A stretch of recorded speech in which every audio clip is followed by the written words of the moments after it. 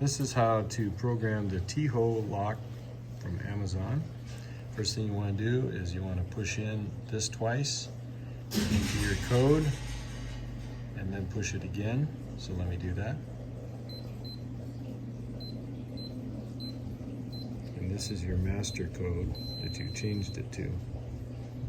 Okay, then I want to push 2 to add a new code.